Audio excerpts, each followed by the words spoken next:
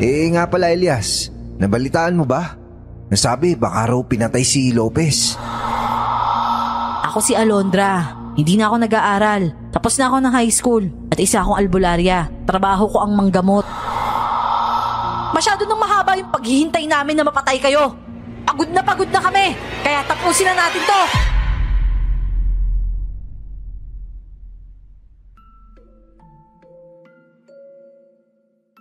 Kapag ba nagkaroon ka ng malaking problema sa buhay mo, na para bang napakahirap nang iresolba, susukuan mo na lang ba? Ako, akala ko noon bibitawan ko na ang pangarap ko nung bata pa ako. Sa isiping wala nang kahahantungan pa ang buhay ko. Pero isang sitwasyon at isang babae ang bumago noon. Magandang araw po Miss Clar at sa mga avid listeners ng channel ninyo. Masaya akong ibabahagi ang karanasan ko sa mga aswang. Pero kahit masaya ako, aksyon ng kwento kong ito.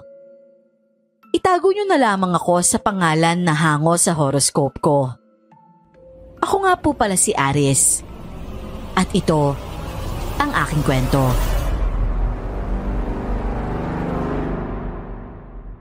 Bago ko po simula ng istorya, huwag kalimutang mag-subscribe bilang suporta sa ating channel. Wala ka talagang kwentang bata ka! Hayop ka! Dapat pinahid ka na lang sa kumot ng tatay mo! Ma, wala ka man lang magagawin? Sinampal ako ng kabit mo! Huwag ka ngang magsalita ng ganyan, Aris. Tama naman talaga si Rigor. Na ano? Nawala akong kwenta? Porkit ba nasangkot na naman ako sa gulo? Bakit hindi niyo muna ako tanungin kung bakit ako nasangkot sa gulong yon? Kailangan pa ba namin magtanong? Kahit magtanong kami, alam na alam namin ang sagot, Aris. Ikaw ang pasimuno. May edad ka na kaysa sa mga kaklase mo. Mas nakakaintindi ka dapat. Wisit na buhay naman to. Iniligtas ko lang naman yung kaklase kong babae. Kasi binabastos siya ng isa pa namin kaklase. Batahin niyo ba ako intindihin? Ibis na kayong nakakaunawa sa akin, hindi niyo ako maunawaan. Iniligtas ba o ikaw mismo yung bastos? Huwag mo ako igaya sa'yo. Manyak ka! Plintik kang bata ka! Wala kang respeto! Wala talaga akong respeto! Eh bakit? Karespeto ka ba? Apay! Tama na nga yan, Rigor. Tama na. Wala naman na tayong magagawa pa sa batang yan. Nagba na yan sa tatay niya kaya wala siyang respeto. Seryoso ka, ma? Kay Papa pa talaga? Eh mas mabuti pa nga na sumama na lang ako kay Papa kaysa sa'yo. Eh kung gano'n, lumayas ka dito. Pumunta ka doon sa tatay mo doon sa Australia. Talaga? Hintayin niyo lang ako at lalayas din ako sa bahay na to. Imbis na makarinig pa ng mas maraming salita, suntok at sampal mula sa kabit ng nanay ko. Dali-dali akong lumabas habang nagpupunas ng labi. Puro pasana nga ako sa muka. Dinagdagan pa ng baliw na kabit ng nanay ko. Kung bakit pa kasi may nakapagsumbong sa nangyari, malilintikan patuloy ako. Ang tatay ko ay isang OFW sa Australia. Habang ang nanay ko naman, dito lang sa bahay. Habang nagpapakahirap ang tatay kong nagtatrabaho sa ibang bansa, nagpapakasasa naman ng nanay ko sa panlalalaki dito. Nung bata pa ako, hindi ko masabi kay tatay ang kabulastugang ginagawa ng nanay ko. Hanggang sa nahuli rin sila ni tatay pagka-uwi niya. 1 taon ang nakalipas. Nagkaroon na rin ng iba ang tatay ko doon sa Australia. Kaya naman naging bulak-bulak ko. Pakiramdam ko, pinabayaan nila akong dalawa. Pero nitong nakaraang buwan lang, sinabi ni Papa na kukunin niya na raw ako. Naaasikasuhin niya na lang daw ang mga papeles at siguradong ilalayo niya na ako sa bahay na ito. Sana nga po, pero hindi naman ako umaasa. Ang gusto ko lang ay makatapos ng at least high school para naman makahanap ng matinong trabaho. Pero ito, mukhang babagsak na naman ako sa pangatlong beses. Pagkarating ko naman sa school kinabukasan, naabutan ko kaagad si Elias sa loob ng classroom. Naupo ako sa tabi niya kahit naman hindi siya ang dapat na seatmate ko. Ano? Nadagdagan na naman sugat mo, pre. Sinampal ka na naman nun ni Rigor, no? Ano pa nga ba? Pag nalaman to ni Papa, siguradong uuwi yun. Malalagot yung Rigor na yan. Bakit ba kasi hindi mo pa isumbong? Ayoko lang kasi ng gulo eh. Titiisin ko na lang hanggang sa kunin ako ni Papa dito. Paano kung hindi ka pala kukunin ng Papa mo? Paano kung pinapaasa ka lang tulad ng dati? Di sariling sikap. Hindi na ako mag-aaral ulit. Sasama ako kila Ninong Ramon dun sa pagkukonstruction. Wala namang patutunguhan yung buhay ko. Grabe ka naman kung magsalita, Aris. Baka naman may patunguhan pa yan. Ako nga kasi, kahit matigas yung ulo ko ngayon, may pangarap rin ako, no? Ano naman yung pangarap mo? Puro ka rin naman basag ulo eh. Gusto ko magkaroon ng pamilya. Asawa tsaka mga anak. At ano naman ipapakain mo sa kanila? Yang ano mo? Wag na ako, Elias. Hindi ka nga makagraduate ng high school, gusto mo pa magpamilya? Mandadamay ka pa ng mga inosenteng babae. Grabe naman to. Siyempre may pangarap din naman ako magtrabaho, no? Balak ko maging negosyante. Pangarap ko kayong yumaman. Libre lang naman mangarap, pre. Ang gawin mo na lang, ako yung tauhan mo sa negosyo mo pag yumaman ka na, ha? Abay, oo naman. Shit. Nandiyan si Ma'am Rivera. Tahimik na tayo. Okay, class. Magsiupo na kayo at magsitahimik. May mahalaga akong ibabalita sa inyong lahat. Ma'am, ano pong balita? Good news po ba yan?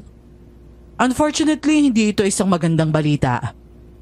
Ibabalita ko lang sa inyo yung tungkol dito dahil kailangan nating mahanap yung isa sa estudyanteng nawawala. Kahapon lang umabsent yung running for valedictorian natin, si Crystal Lopez. At yun ang unang pagkakataon na umabsent siya. Diyos ko naman, ma'am. Umabsent lang na isang beses, kabado naman kaagad kayo. Tumahimik ka nga dyan, Elias. Makinig na muna kayo. Hindi pa ako tapos magsalita. Umabsent siya kahapon pero ang sabi ng mga magulang niya, hindi pa siya umuuwi mula nung isang araw na pumasok siya. At magpasa hanggang ngayon, hindi pa rin siya umuuwi. Kung may nakakaalam sa inyo kung nasaan si Lopez, ipagbigay alam na ninyo sa amin. At sobrang nag-aalala ng mga magulang niya. Ma'am, hindi po kaya nakipagtanan? Imposibleng makipagdanan siya. Walang boyfriend at masyadong subsub sa pag-aaral ang batang yon. Ni wala nga gaano kaibigan yon. Baka naman po napagalitan kaya naglayas. Ay nako basta. Kung nakita niyo si Lopez, sabihan niyo kaagad ako para masabi namin sa mga magulang niya. Ipinagkibit-balikat ko ang pagkawala ng running for valedictorian namin. Wala naman kasing kinalaman sa buhay ko ang pagkawala niya. Siguradong kung hindi nakipagdanan yon, nasa mga kaibigan lang. Ganyan din naman kasi ako kapag bad trip ako kila mama at sa kabit niya. Lumalayas ako at pumupunta kila Elias. Akala ko pagkatapos ng 2 o 3 araw, makikita rin siya. Pero hindi. Dahil halos 1 linggo na ang nakalipas, wala na talagang nakakita pa kay Lopez. Para siyang bigla na lang naglahong parang bula. At saktong 1 linggo mula nang mawala si Lopez, mas lalong umugong ang balita tungkol sa kanyang pagkawala. Oh, Aris, ito yung Yossi mo. Salamat ah. Ang galing mo talaga pumuslit. Ako pa ba? 10 yan ha? Grabe, mahal naman ito. Ano bang ginamit mong pambalot nito? Ginto? Kasama na yung labor ko dyan. Ikaw kaya magpuslit niyan. Hindi ka ba kakaba ba? Magiging negosyante ka talaga palang araw. Hindi na ako magtataka nun. Nga pala Elias, nabalitaan mo ba? Nasabi baka raw pinatay si Lopez. Grabe, nakakatakot naman yan kung ganun. Pero sino kaya yung salarin nun, no? Kung totoo man yan? Baka yun yung salutatorian natin. Hindi niya matalo-talo si Lopez eh. Pwede rin. Pero sa hilit siya ng mukha nun, parang imposible. Pero alam mo Elias, kadalasan kung sino pa yung mga mukhang mababait, sila pa yung totoong may nakakatakot na utak eh. Kaya mag-iingat ka tol ha, baka ikaw na yung isunod. Gago ka. Paano naman ako isusunod wala naman ako inapakan tao. Baka ikaw pa yung makapatay no? Pwede. O siya, bilisan na natin mag-yosi at baka may makakita pa sa ating teacher. Oo, ito na. Hititbugan na nga lang ako Di ko lang manamnam yung mga bawat usok nito. Nanamnamin mo pa ba yan? Bawat hitit mo dyan, isang araw ang bawas niyan sa buhay mo. Bakit ka naninigarilyo kung ganun? Siyempre, for experience. Bakit ba? Baliw ka talaga, Aris. Anak na, narinig mo ba yun? Oo, ano kaya yun? Saka, naamoy mo ba yun, Aris? Oo, parang amoy patay na daga Baka bunganga mo yun ha. Ilang araw ka namang hindi nagtututbrush. Buisit ka, hindi ko hini ngayon. Talagang meron tayo na amoy. Amoy patay na daga nga. Mula nung bumagsak yung, tara, doon banda yun Tara, tignan natin. Halika, ubusin na muna natin tong yosi. Nang patayin na namin ang sigarilyo, kaagad naming inilagay sa mga bulsa namin ang dulo. Pagkatapos ay naglakad kami patungo sa direksyon kung saan namin narinig yung bumagsak. Pagkarating namin sa pinagbagsakan, pareho kaming kinabahan, lalo na nang may marinig pa kaming kakaiba. Para bang may humahatak at may parang umaatungal na aso. Ako ang nauuna kay Elias, kaya nang makarating ako roon sa direksyon, ako ang unang nakakita. Namilog ang mga mata ko nang makita si Lopez. Nakahandusay ito sa sahig. Labas ang lamang loob habang dilat ang mga mata at lawit pa ang dila niya. Ang mas nakakatakot doon, isang napakalaking asong itim ang humahatak sa kanya.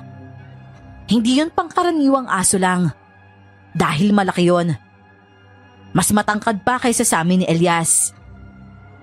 Pasigaw na sana kami pareho ni Elias nang may tumakip sa bibig namin. Huwag kayong maingay kung ayaw nyo kayo yung sunod na biktima. Sino ka? Lumayo na muna tayo dito. Halika kayo. Ano ba yung nakita namin kanina? Bakit ganun yung nangyari kay Lopez? Tsaka sino ka ba? Pwede bang isa-isa lang ang tanong? Nakakahilo ka naman O sige, sabihin mo muna sa amin kung sino ka. Hindi kasi pamilyar yung mukha mo sa amin Hindi talaga pamilyar dahil hindi naman ako nag-aaral dito. Sino ka nga kasi? Ako si Alondra. Hindi na ako nag-aaral. Tapos na ako ng high school. At isa akong albularya. Albularya? Nagpapatawa ka ba? Ikaw? Ang bata-bata mo pa para maging albularya. O bakit? May requirement ba ng edad para maging albularya? Sa pagkakaalam ko, wala naman Kung ganun, anong ginagawa ng isang albularya dito sa school namin? Yung kaibigan ng kapatid kong nag-aaral dito sa school nyo, nawawala siya. Kaya kailangan ko siyang hanapin. Sino bang kaibigan niya? Sa kasamaang palad, si Crystal. Yung kaninang nakita nyo, siya yung hinahanap ko. Paano na yun ngayon? Kahit na namatay na siya, kailangan ko pa rin hanapin at patayin kung sino man yung aswang na yun. Aswang? Ibig mo sabihin, yung nakita namin kanina, aswang yun? Kaya pala napakalaki niya. Hindi ordinaryo yung laki ng aso. Oo, at kung sakaling sumigaw kayo kanina, baka nauna pa kayong kinain ng aswang na yun.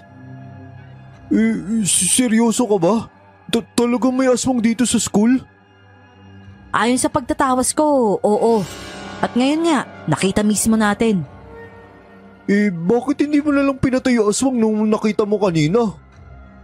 Hindi ako dapat basta-bastang sumusugod sa isang laban na hindi ako handa. Bakit hindi na lang natin sabihin sa mga teacher?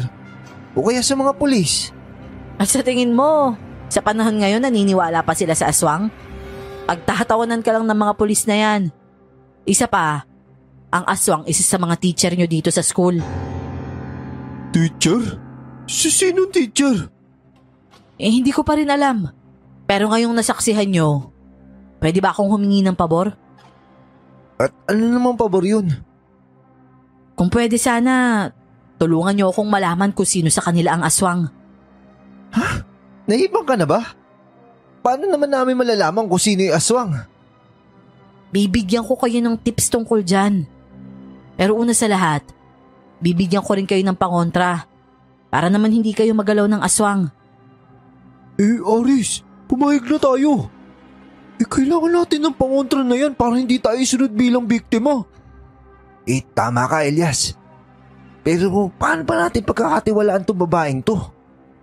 Baka mamaya siya pala talaga yung aswang eh. Nililito niya lang tayo. Ako? Aswang?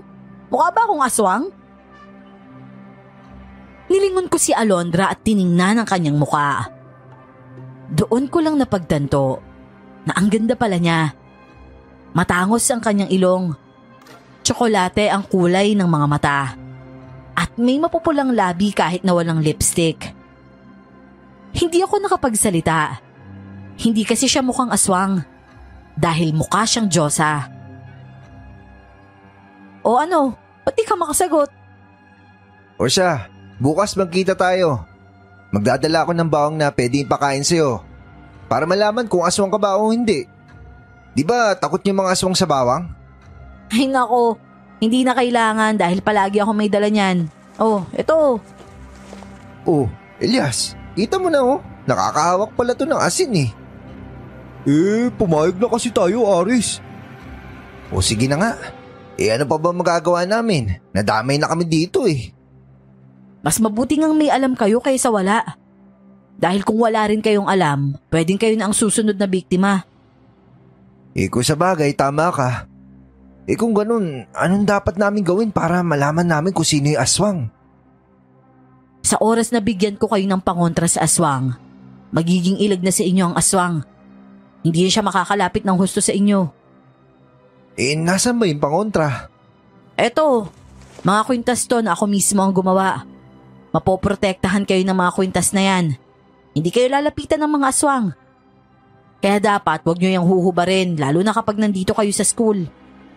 O sige, maraming salamat ha. Teka. Saan kaya at kailan tayo pwede magkita sa tuwing kailangan namin magbigay ng impormasyon sa'yo? Doon na lang sa bahay ko. Bukas ng hapon. Susunduin ko kayo sa harapan ng gate. Paano naman kami makakasiguro na ligtas kami sa bahay mo? Alam ko namang hindi agad kayo nagtitiwala. Kaya sige, sa mataong lugar na lang muna tayo magkita-kita. Huwag na lang muna sa bahay. Kung ganun, saan? Sa beer house na lang.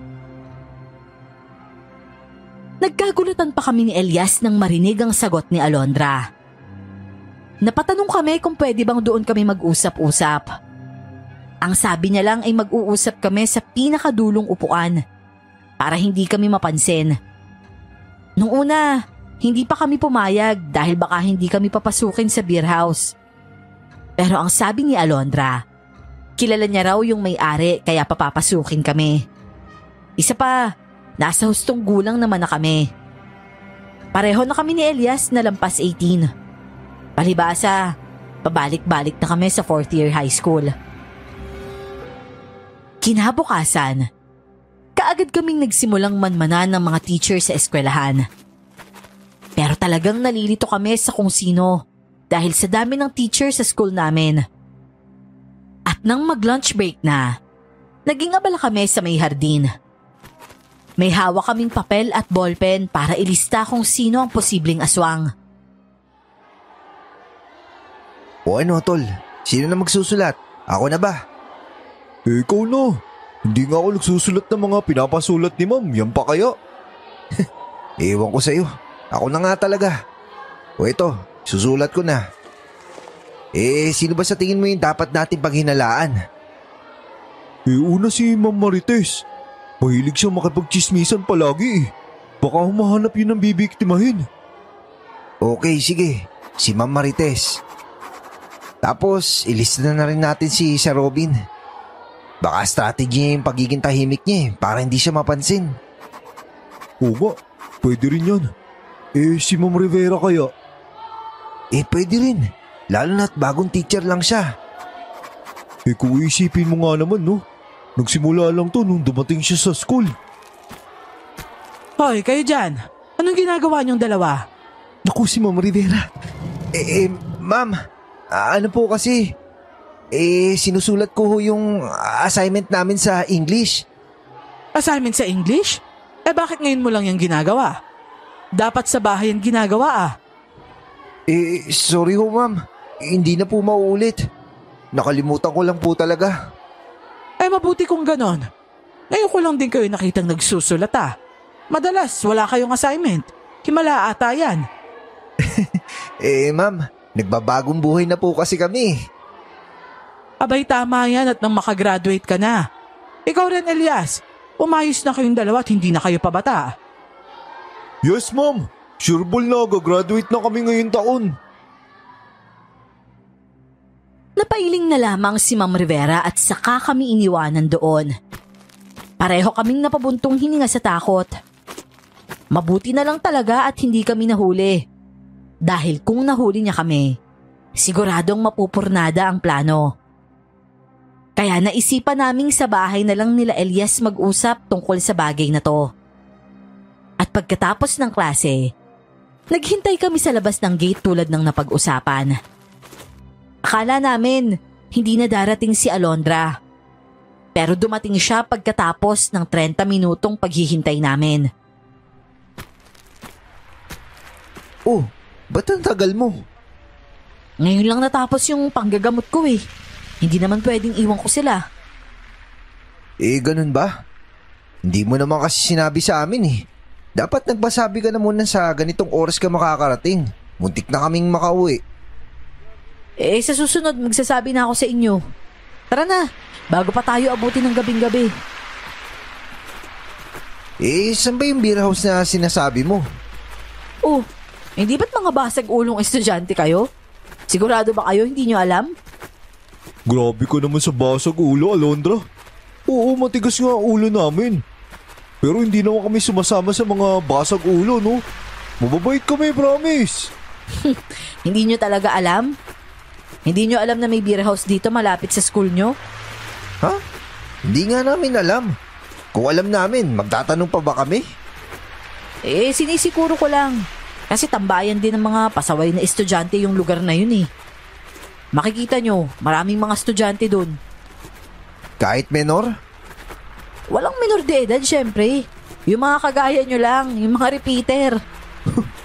Ang sakit mo naman magsalita. Oh, ano namang masakit dun? Totoo naman Totoo nga. Pero wag mo na isampal sa amin. Tsaka wag ko mag-alala. Malapit na kami makagraduate nitong kaibigan ko si Aris. Sabi nyo Pero alam nyo, sana pahalagahan nyo yung pag-aaral nyo. Hindi madali ang hindi nakatapos ng pag-aaral. Samantalahin nyo habang may nagpapaaral pa sa inyo. Ikaw ba? Hindi ba dapat nasa koleyo ka na? Wala nang nagpapaaral sa akin Ako na kasi yung nagpapaaral. Namatay na yung lolo ko nung nakaraang taon lang. Wala na rin kaming mga magulang. Kaya ako na lang yung nagpapaaral sa kapatid ko. Naku, ang hirap naman na sitwasyon mo. Ilang taong ka na ba? 20 pa lang ako. Mabuti at may tumatanggap sa yung trabaho.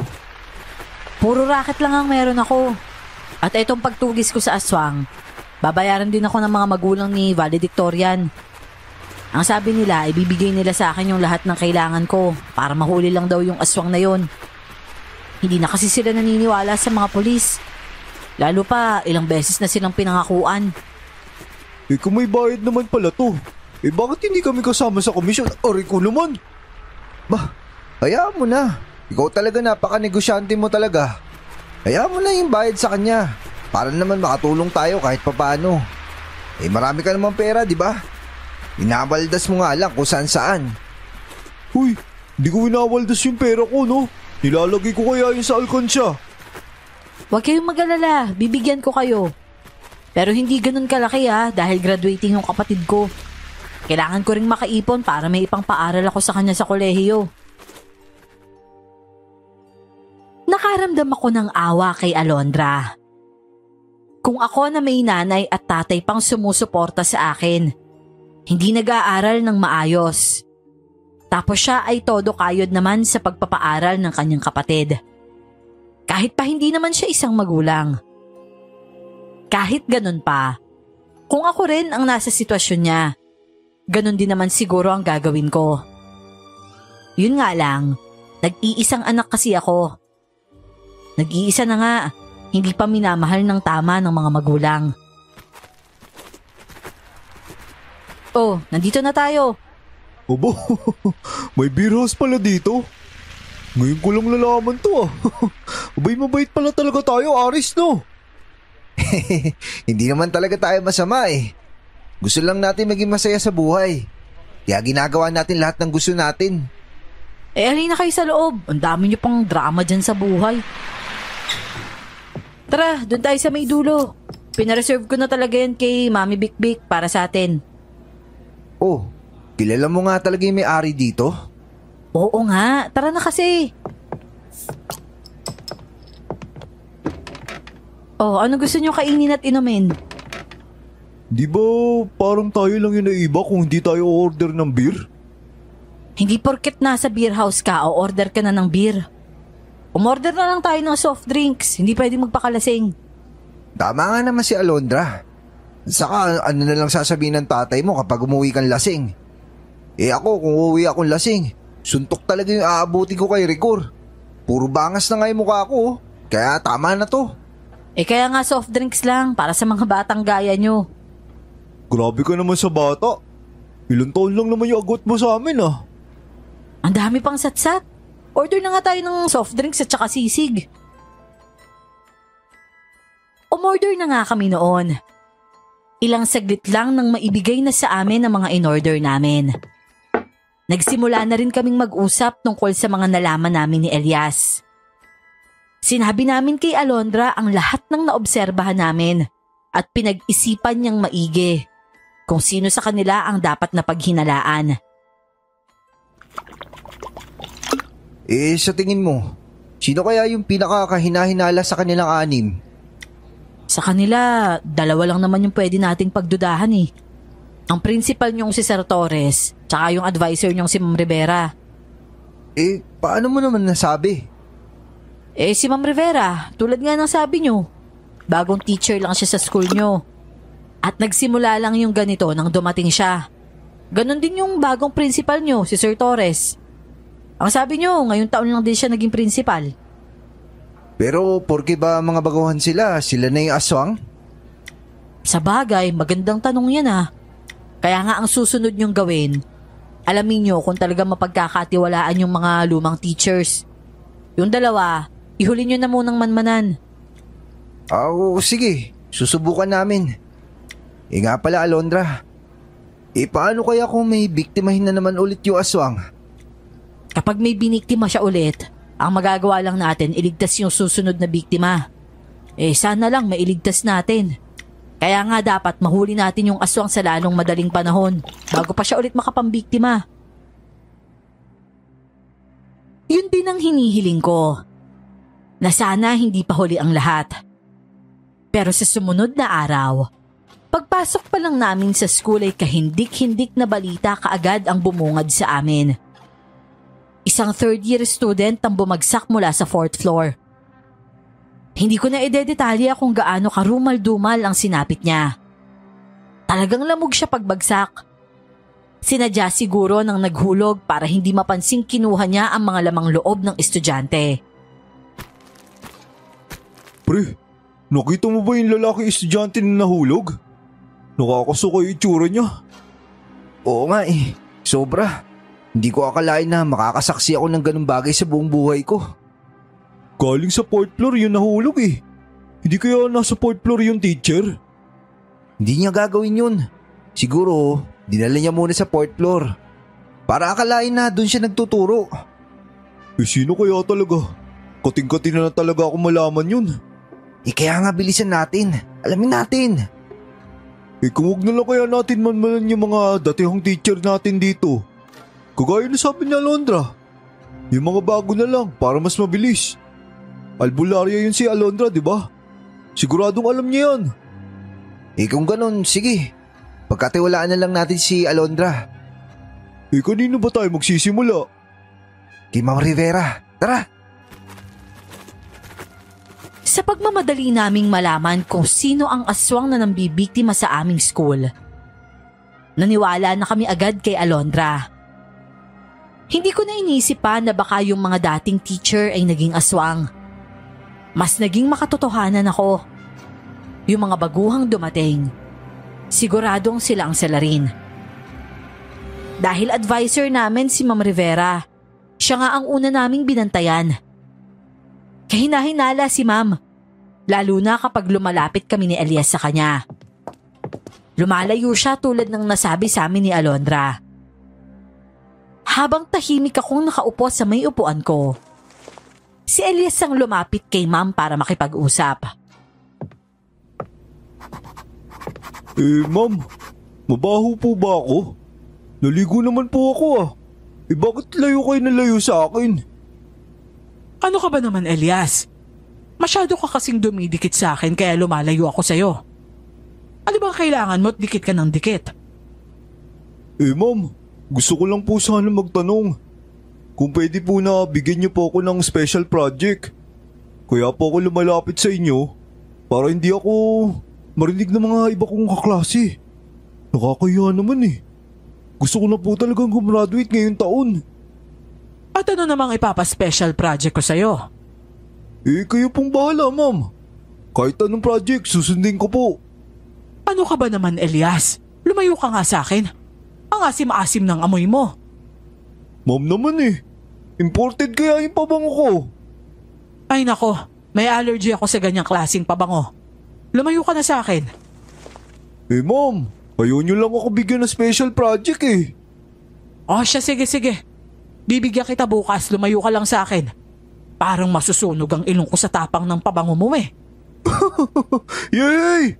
Thank you po, ma'am Akmang yayakapin pa sana ni Elias si Ma'am Rivera. Pero kaagad na lumayo ito sa kanya. Tawang-tawa pa ako sa pinagagawa ni Elias noon.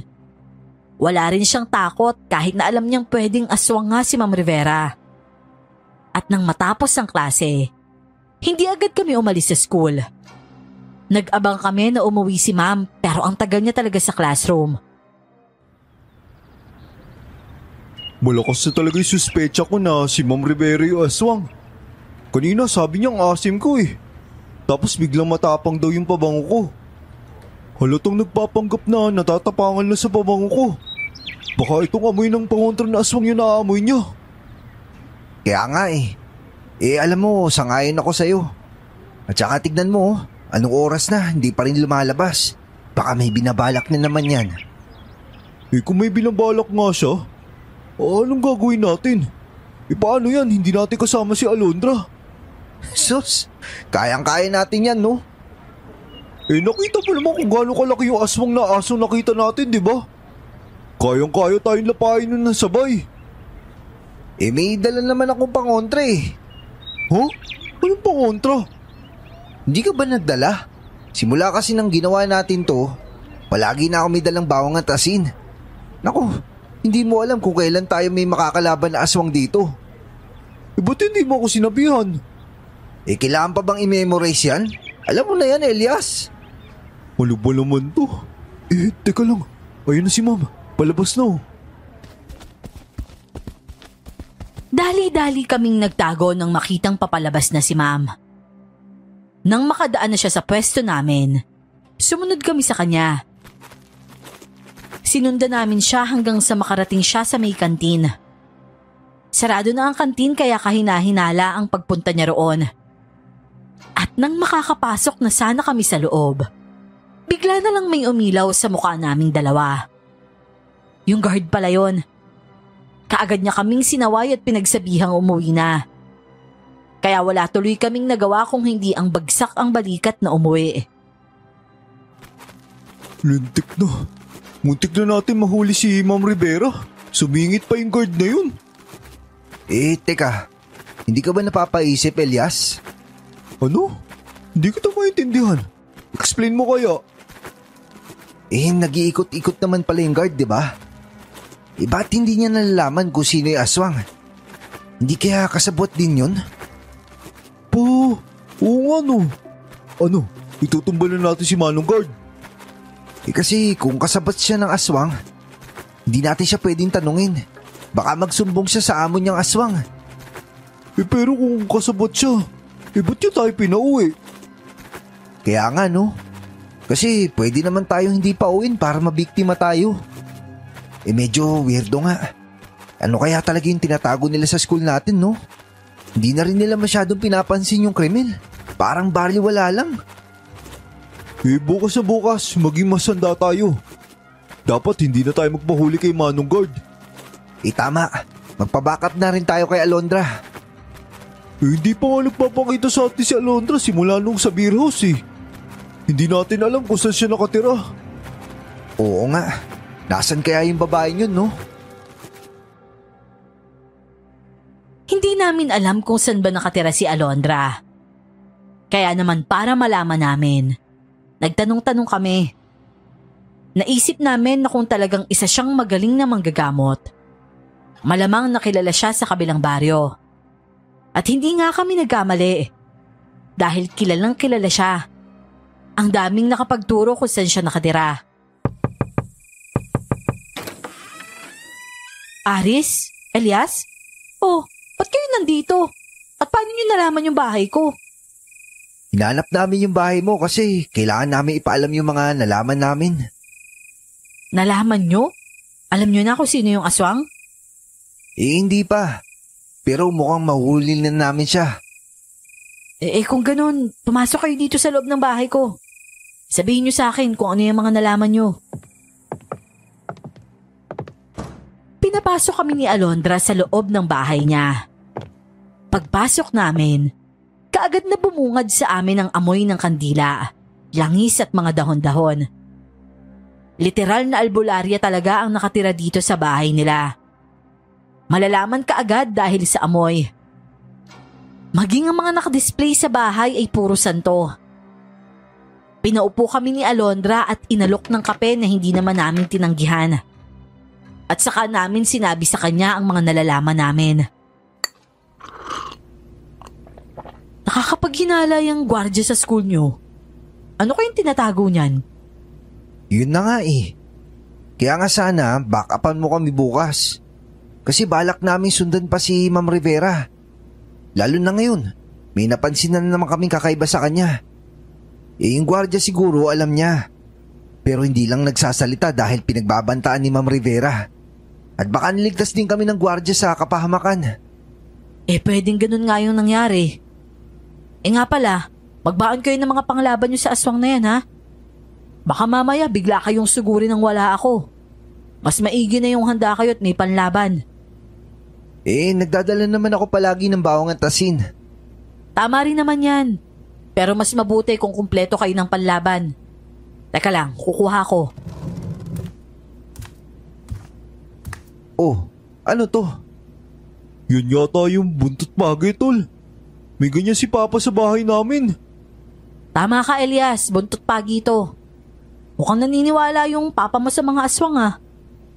Oo, dala niya pa yung paniniwala niya mula sa probinsyang kinalakihan niya. Tinatawanan ko lang siya noon. Pero totoo pala talaga yung aswang. Nakita ng dalawang mata ko eh. Ganun talaga. Mas nakakapaniwala naman talaga kapag tayo mismo ang makakakita, di ba? Itong tubig, holy water ba to? Oo, holy water yan. Kapag winisit nyo yan sa kanya, talagang malalapnos ang balat niya. Parang asido ang epekto niyan sa kanila. Astig din pala, no? Itong krus. Yang krus, gagamitin nyo yan kapag nakalapit siya sa inyo. Mabisa yung ilapat sa noo ng aswang. Aba, mukhang handang-handa na kami ah. Meron na kaming lahat ng panlaban para matalo siya. Akala mo lang yun, Elias. Hindi pa natin alam kung paano lumaban kapag nasa harap na natin mismo yung aswang.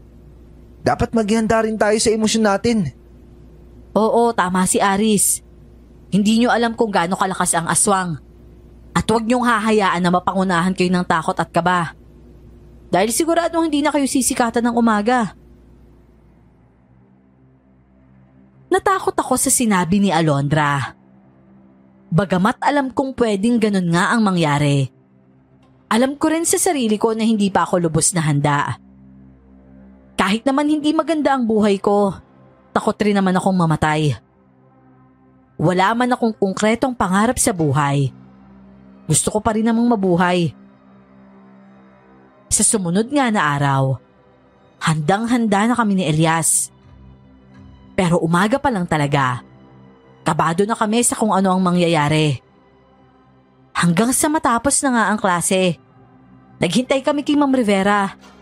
Nagtago lang kami para hindi kami mapansin ng kahit na sino, lalo na ng gwardya. Kinuntsaba rin namin si Alondra na lituhin na muna ang gwardya para hindi niya mapansin na nandito pa kami. Mas matagal bago lumabas si Ma'am Rivera ngayon. Kaya nangawit na kami ni Elias. Halos nilamok na kami hanggang sa imbis na si Ma'am Rivera ang makita namin, ang prinsipal ang napansin namin. Aris, tignan mo, si Sir Torres. Oo nga, pati pala siya.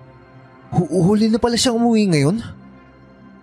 Di ba isa siya sa pinagsususpetsahan natin? Oo, kasi bago yung principal na yan. Wala pa naman si Ma'am Rivera. Mas maganda yata kung sundan muna natin si Sir Torres. Tara, sundan natin. Baka may malaman tayo tungkol sa kanya. Wala sa plano namin na si Sir Torres ang sundan.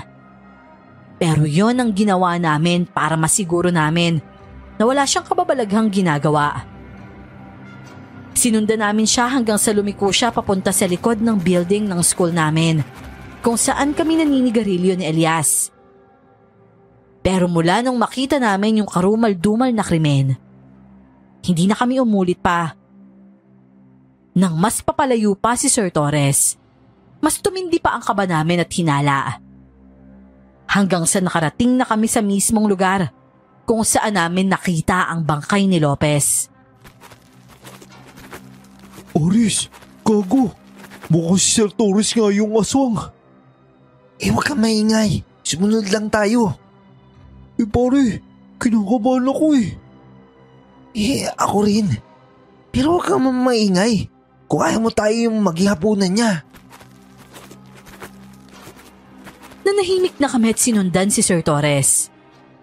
Habang mas papalapit kami, mas lumalakas ang kabog ng dibdib namin. Ilang saglit pa, isang pinto ang nakita naming pinasukan ni Sir Torres. At yung pinto na yon, ngayon lang namin nakita. Pagkasara niya ng pinto, nagkatinginan kami ni Elias. Parehong nagtanungan pa kami kung susundan ba namin. Panay ang turuan naming dalawa. Hanggang sa nakarinig kami ng sigaw ng isang lalaki. Aris, si Sir Torres. Mukhang nasa panganib siya. Paano kung patibong yan? Yan ka na naman sa pagdadalawang isip mo Pag napahamak yan si Sir Torres, konsensya natin yan. Pero, buisit, bahala na nga. Nagmamadali akong lumapit at binuksan ang pinto.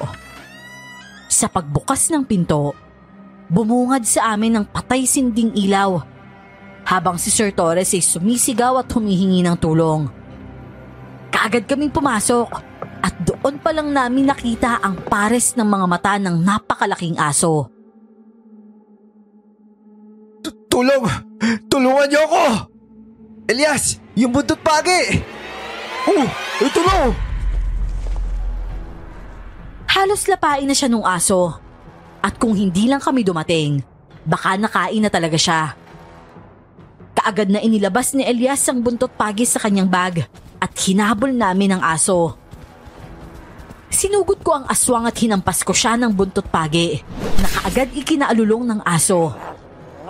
Maya-maya pa, si Elias naman ang umatake. Hinampas niya naman ito sa may ulo. Hindi makasugod ang asong-aswang sa amin. Marahil dahil sa mga pangontrang meron kami. At nang matamaan ulit namin ang aso sa bandang ulo, kumaripas ito ng takbo. Aris! Habulin natin! Mga bata, huwag niyo na habulin pa. Tulungan niyo ako. Sugatan ako. Hala, si Sir nga pala. Halika, Elias. Tulungan natin si Sir.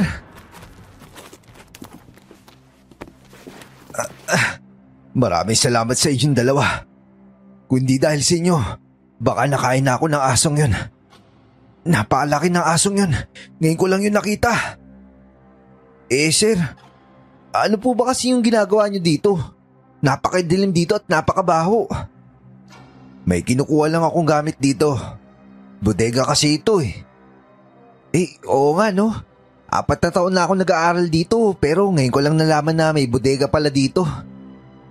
Hindi kasi lahat dapat nyo malaman. Tinulungan namin si Sir Torres na makalabas doon sa bodega. At saka siya hinatid sa may gwardya na tumawag naman ng ambulansya. Dahil malaki talaga ang tinamang sugat ni Sir Torres sa kanyang binti. Siguradong kailangan niyang maturukan ng anti-rabies. O kailangan nga ba talaga ng anti-rabies kung aswang nga ang kumagat sa kanya? Nakasalubong namin si Alondra nang pauwi na kami. Nilito niya nga talaga ang gwardya habang nasa loob pa kami. Sinabi namin sa kanya ang nangyari. Hindi ba parang kahinahinala si Sir Torres? Hindi lang kahinahinala. Mukhang alam na nilang minamanmanan niyo yung aswang. Kailangan niyo mag-ingat ha. Hindi na dapat kayo magbantay ng gabi. Siguradong naghahanda na yung mga aswang. Sa tingin mo kaya, parang hindi lang isa yung aswang eh. Parang si Sir Torres tsaka si Ma'am Rivera. Pwedeng mangyari yun, kaya mas maging maingat kayo. Nga pala, magdala rin kayo ng kalamansi ah. Para saan naman yung kalamansi? Ang sabi nyo, nasundan nyo si Ma'am Rivera na pumasok sa may kantin, di ba? Mas maigi kung yung mga kinakain nyo doon, patakan nyo muna ng kalamansi bago kainin. Lalo na yung mga karne. Sa ganung paraan, lalabas ang tunay na itsura ng karneng ginamit sa niluto. Sinunod namin si Alondra. Nagdala kami ng kalamansi, pero hindi kami makatsyempo ng karne ang tinda sa kantin. At ilang araw ding hindi pumasok si Sir Torres. Dahil ang balita, nakagat ito ng aso. Pero hindi sinabi na kami ang nagligtas sa kanya. Kahinahinala nga talaga si Sir Torres. At ilang araw matapos ang insidenteng yon, nakapagpasya kami ni Elias na wag nang basta maghintay na lang.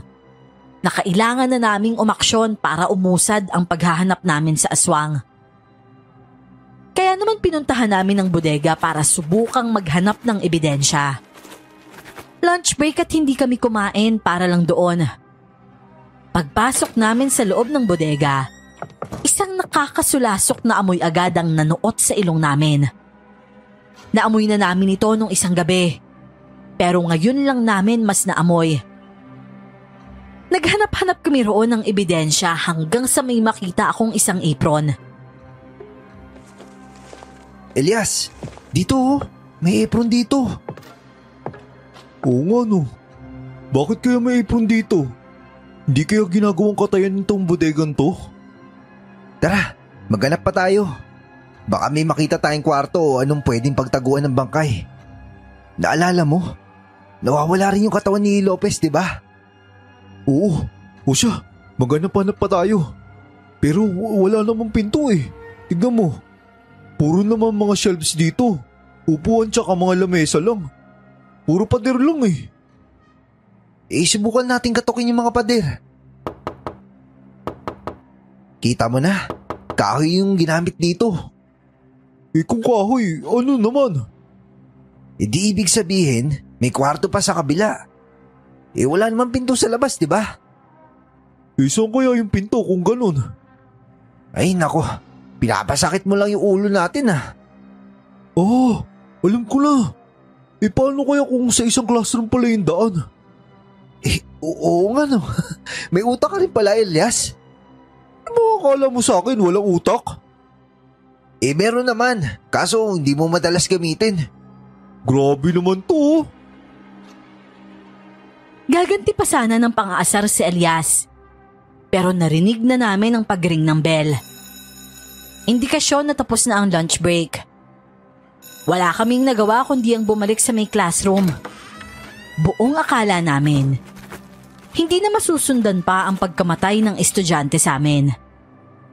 Pero mas lalo pa kaming namroblema nang may sumunod na namang naging biktima pagkatapos ng isang mapayapang araw. Nalulumo ako pagpasok ko sa bahay namin. Naiinis na nga ako na hanggang ngayon, hindi pa rin namin nahuhuli ang aswang. Mukhang maiinis pa ako lalo dahil lasing ang kabit ni Mama. Nagwawala siya sa bahay na akala mo naman siya ang bumili ng bahay namin. Lecheng buhay to! Pagod na ako galing sa trabaho. Pagkatapos wala pa rin ulam. Abay, anong ginagawa mo dito, Del? Puro higa lang? O baka may kabit ka nang dinadala dito at nagpapakangga ka maghapon kaya nakalimutan mo na magluto ng ulam? Ano bang kabit ang sinasabi mo? Wala akong kabit! Talaga, Ma? Wala kang kabit? Ayan yung kabit mo. Nagwawala na parang siraulo. Ano sinabi mo? Ulitin mo nga, Ares! Ang sabi ko, magtataka ka pa ba kung mangangabit ulit si Mama? Eh, nagawa niya na nga yun sa papa ko. Sa'yo pa kaya? Walang hiya ka talagang bata ka! O ano? Sige, sampalin mo ako. Sige lang. Subukan mo, tatawag ako ng pulis. O sige, tumawag ka ng pulis. At sa tingin mo natatakot ako, ha? Alam mo, balita ko marami estudyanteng namamatay ngayon sa eskwelahan nyo. Eh bakit hindi ka pa sumama dun mamatay? Bakit hanggang ngayon buhay ka pa rin? Rigor! Abay hindi na tama yung sinasabi mo sa anak ko. Eh totoo naman eh. Siya lang naman yung perwisyo sa bahay natin. Eh kung tayo lang, napakasarap ng buhay natin. Ano bang pinagsasasabi mo? Si Aris ang buhay ko. Kaya wag mong sabihing mamatay na siya. Anak ko ang sinasabihan mo ng ganyan. Eh kailan ka pa sumang-ayon sa anak model, ha? Himala ata! Napailing na lamang ako sa away nila. Hindi rin ako makapaniwala sa sinabi ni Mama. Yun kasi ang unang pagkakataon na ipinagtanggol niya ako. Madalas kahit bugbugin na ako ng kabit niyang yon, wala siyang pakialam. Kaya naman hinayaan ko na lang silang mag-away. Pumasok ako sa loob ng kwarto ko at nagkulong doon hanggang sa matapos sila. Maya-maya pa, nakarinig ako ng pagkatok mula sa pinto. Kaya bumangon ako at pinagbuksan yon. Pero nabigla ako ng pagbukas ko ng pinto. Nakita ko si Ma'am Rivera na nakangisi. Nakakatakot ang kanyang muka. Para bang kakainin niya na ako ng buhay. Ano, Aris? Na-miss mo ba yung teacher mo? Ma'am, ano pong ginagawa niyo dito? Nang hilakbot ako nang bigla siyang magbagong anyo at naging napakalaking aso. Napaatras ako at nagmamadaling naghanap ng panlaban ko. Pero paglingon ko, nawala na ang kwarto ko. Nasa school na ako at may mga asong nakapaligid sa akin. Malalaking aso at napakarami nila. Anong ibig sabihin nito? At paano nangyaring? Uubusin namin ang lahat ng estudyante dito. Uubusin namin kayo. Hindi, nananaginip lang ako. Hindi ito totoo. Pagkasabi ko noon, nakaramdam ako ng may yumuyugyug sa akin. Hingal at kabado ako nang magmulat ako ng mga mata. Nakita ko kaagad ang mukha ni Mama na tila nag-aalala sa akin. Ano ba nangyayari sa'yo, Aris? Binabangungot ka ba? Ang tagal mong magising na subukan kitang gisingin. Ayos lang ako, Ma. Hindi ka ayos. Grabe ang takot mo habang nananaginip ka.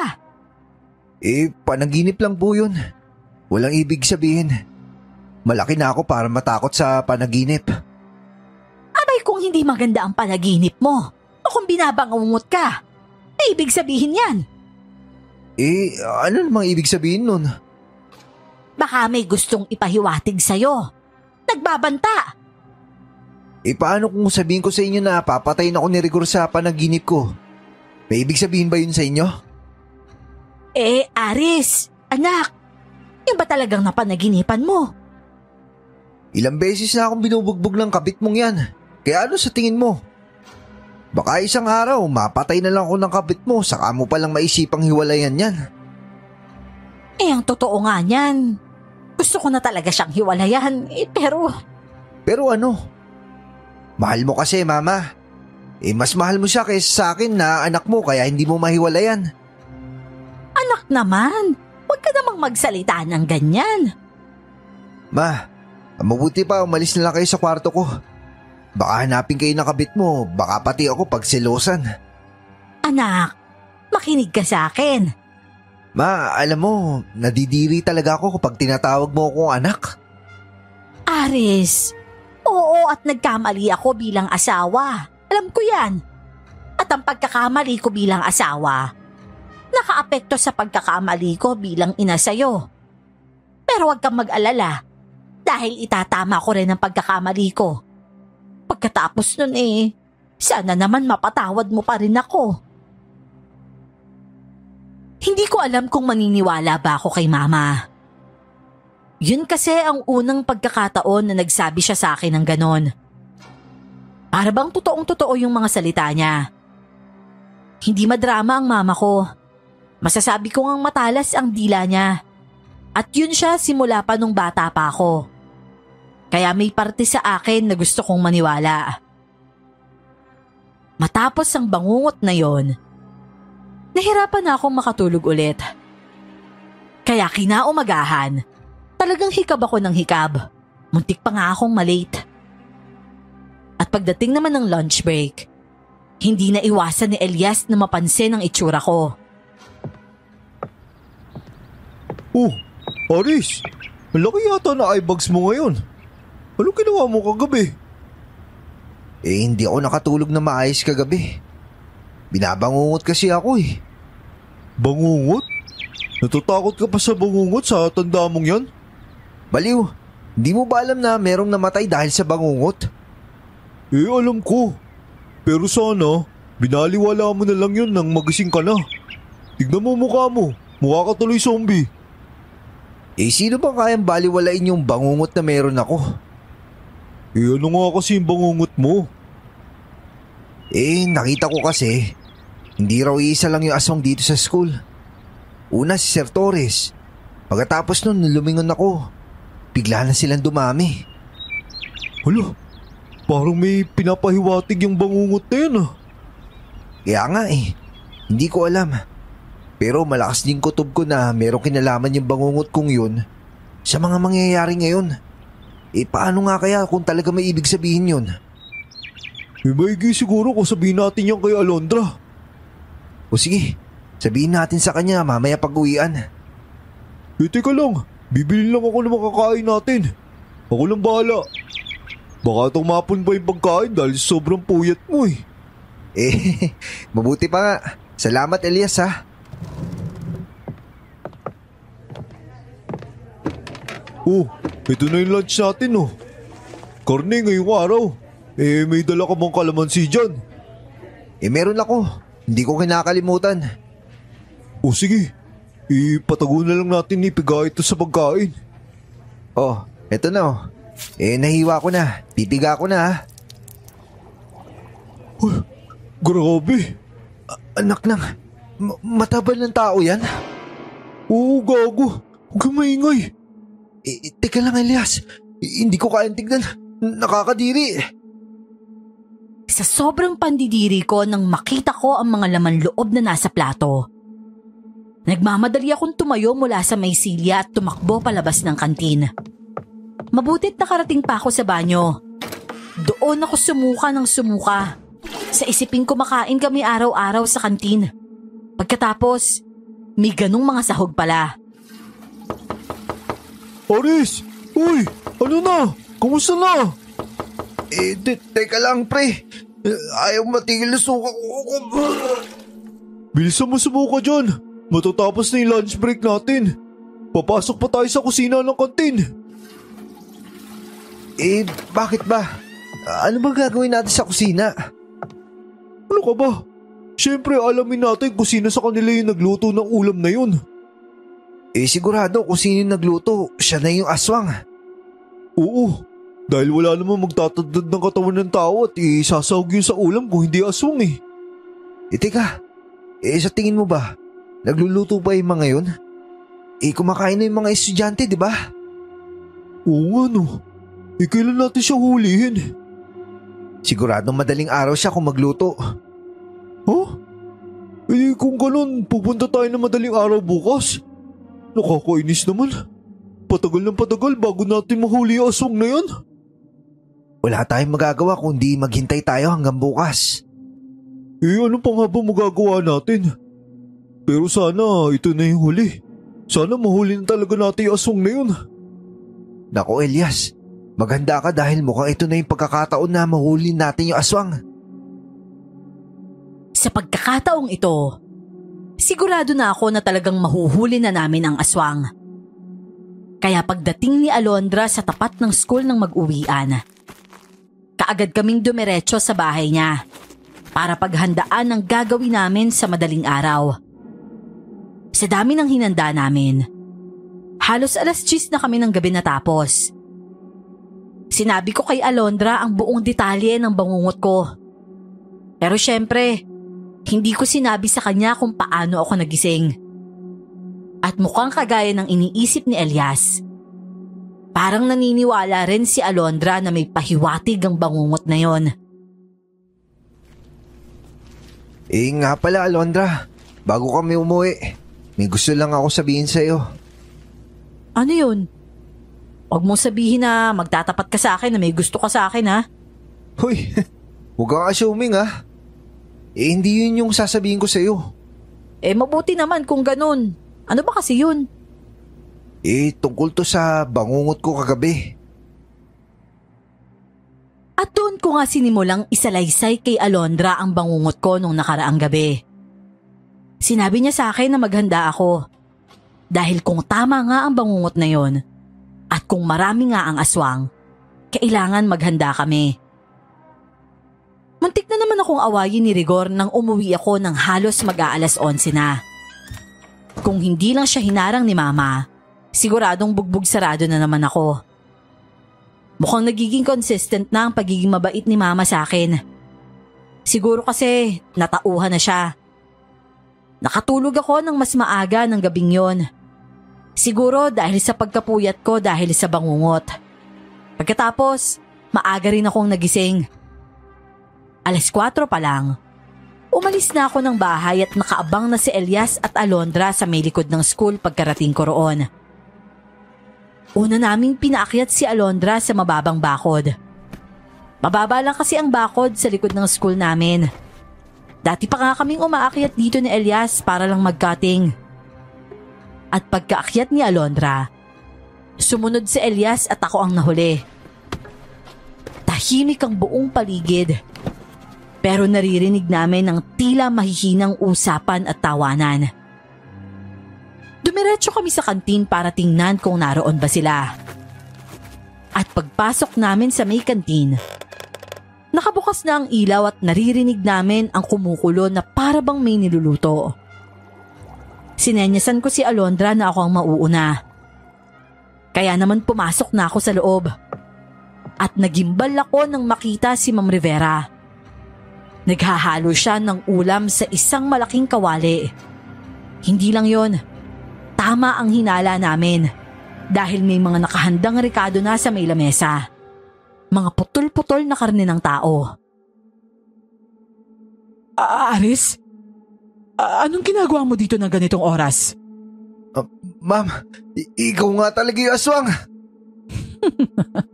Alam ko namang ramdam nyo at alam nyo na.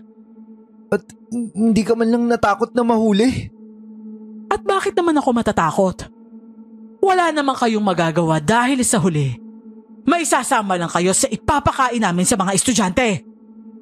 Anong may isasama? Wala na kayo papakain karne ng tao sa mga estudyante dito. At ano namang magagawa ng mga batang kagaya nyo? Bata lang kami sa paningin nyo, pero kaya namin patayin yung mga aswang na kagaya nyo. At nakakaamoy ako ng kakaibang dugong nananalaytay sa dugo mo, bata. Isa ka bang... Tama ka, tanda! Isa akong albularya! Walang hiya kang babae ka? Hindi ka nag-aaral dito. Kaya pala hindi ako makalapit dyan sa dalawang yan dahil binigay mo sa kanila ang pangontra. Anong akala mo? Ikaw lagi ang panalo? Tikman mo yung mga naranasan ng mga estudyante sa kamay mo! Kaagad na hinagisan ni Alondra ng holy water si Ma'am Rivera sa mukha. Napahiyaw sa hapde si Ma'am Rivera habang hawak ang kanyang mukha na umuusok pa. Nang lalapitan na siyang muli ni Alondra, umatras ito at saka dumampot ng sandok. Hinagis niya ito kay Alondra pero nakaiwas kaagad si Alondra. Hindi na kami tumayo ni Elias. Naglabas na rin kami ng buntot page na siyang inihampas namin kay Ma'am Rivera. Hiyaw siya ng hiyaw hanggang sa nagbagong anyo siya at naging isang malaking aso. Natapakan niya ang kumukulong sabaw na kanina ay niluluto niya, kaya pare-pareho kaming napatras. Napaso pa ang kaliwang binti ko na kaagad kong ikinahiyaw sa sakit. Ang sakit! Bilisan mo, Aris! Papasagot na sa'yo si Ma'am Rivera! Hindi ko na kayo kailangang lutuin. Kakainin ko na lang kayo ng buhay. At dahil hindi pa ako kaagad nakakalayo dahil sa pagkapaso ng kaliwang binti ko, nahaplot ako ni Ma'am Rivera. Nakagat niya ang binti ko at agad ko siyang hinampas sa ulo ng buntot page habang sinusubukang kumawala sa pagkakakagat niya. Panay ang hiyaw ko noon sa labis na sakit. Bitiwan mo siya, aswang! Buisit kang albularya ka! Saan ka ba nanggaling? Muling tumilamsik ang holy water sa mukha ng aswang na aswang si Ma'am Rivera. At sa pagkakataong yon, nabitiwan na ni Ma'am Rivera ang binti ko. Tumatagas ang dugo roon kaya kaagad akong dinaluhan ni Elias. Panay ang mura ni Elias nang hubarin niya ang kanyang polo uniform at ibinalot sa binti ko. Elias, ako na bahala sa sugat ko. Tulungan mo lang si Alondra na patayin niyo aswang. Kailangan mo madala sa ospital, tol. Baka maubusan ka ng dugo. Hindi, kaya ko pa, Elias. Bilisan mo at baka hindi kayanin ni Alondra. O sige, sumigaw ko na lang kapag hindi mo na kaya. Tumayo na si Elias at handa na sanang tumulong sa paglaban kay Ma'am Rivera. Pero nabigla kami nang makita namin kung ano ang ginagawa ni Alondra sa aswang na aso. Hawak niya ang leeg nito at tinapatan ng krus sa noo. Umuusok ang noo nito habang umaalulong sa sakit. At maya-maya pa, bumagsak na ang aso sa sahig pero buhay pa ito at pumapalag pa. Namilog ang mga mata namin ni Elias nang makitang hinugot ni Alondra ang kampilan sa lagayan na nasa bewang niya. Pagkatapos ay tinarak niya ito sa puso ni Ma'am Rivera. At ilang saglit pa, unti-unting bumalik si Ma'am Rivera sa kanyang tunay na anyo. Pero imbis na nasa edad 40, tila naging napakatanda ng katawan nito. Kulubot ang balat at itim na itim ito. Bilisan na nating umalis. Kailangan na nating gamutin yung sugat mo. Hindi na natin siya dadali sa ospital. Ikaw na lang yung gagamot sa kanya. Tingnan niyo yung sugat ni Aris. Tingnan niyo nangingitim na. Kapag umabot yan sa kalahati ng katawan niya, kakalat yung lason at magiging aswang na rin siya. Ano? Teka, ayoko mag-iaswang. Kaya nga bilisan na natin. Umalis na tayo dito. Hindi na ako nakapagsalita pa ng pagtulungan nila akong buhatin. Unti-unti na rin kasi akong nahihilo. Pakiramdam ko mawawala na ako ng malay anumang oras. Pero sinasabihan lang ako ni Alondra na wag pipikit. Na manatiling may malay hanggang sa makaalis kami sa eskwelahan. Hindi ko alam kung paano ko na kaya nang magkaroon ng malay. Pero hindi na kami nakarating pa sa bahay ni Alondra. At sa bandang gubat na kami dinatnan.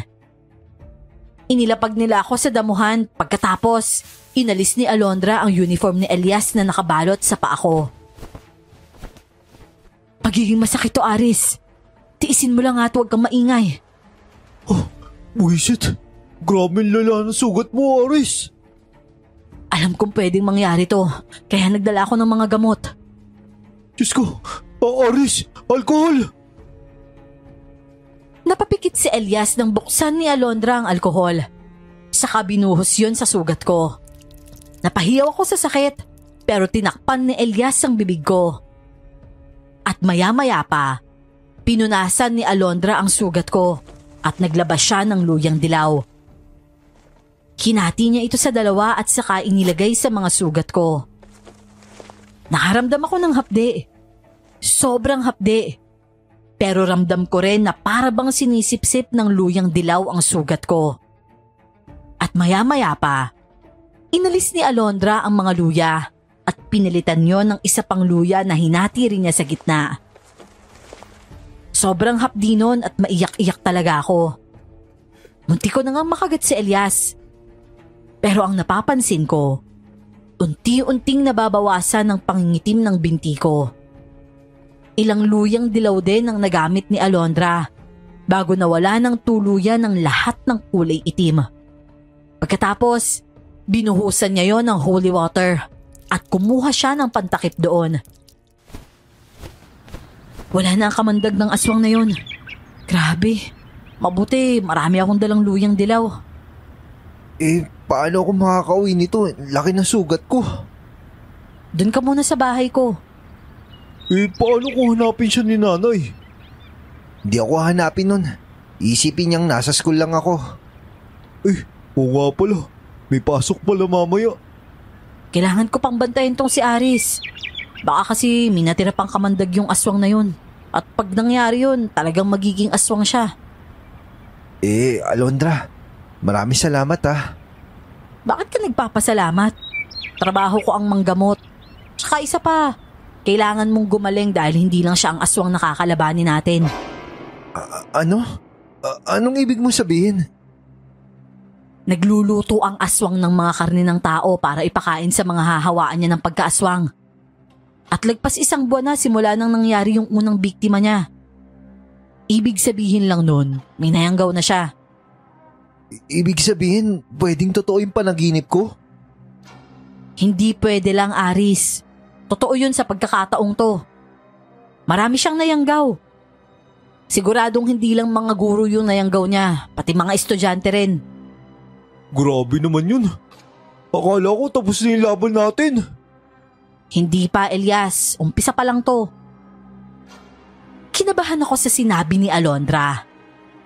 Nakakatakot isipin na maraming nahawaan ng pagkaaswang si Ma'am Rivera. Yun ang iniisip ko hanggang sa makarating kami sa bahay nila Alondra. Mabuti na lamang at wala ang kapatid niya dahil nakakahiyang may lalaki dito sa bahay nila. At habang nakahiga ako sa mahabang kahoy na upuan, inabutan ako ni Alondra ng mainit na salabat. Oh, makakatulong yan para maibsan yung sakit na nararamdaman mo. Salamat talaga ah. Puro luya lang pala yung gamot para sa mga muntik maging aswang? Hindi naman sa puro luya. Talagang mainam lang na pampagaling yun ng sugat. Ganun ba? Iniwan lang talaga natin yung patay na katawan ni Ma'am Rivera dun sa may kusina ng school? Alam na naman ng mga pulis yun. Sinabihan ko na yung kilala kong pulis. Sinabihan? May kakilala kang pulis? Oo naman. Ako pa ba? Siguradong magiging usap-usapan yung tungkol dito. Sa tingin mo kaya, titigil na kaya yung iba pang aswang kapag nakita to ng mga pulis? Pwede, pero depende rin. Pwedeng manahimik na muna sila ng ilang linggo o buwan para hindi sila mahalata.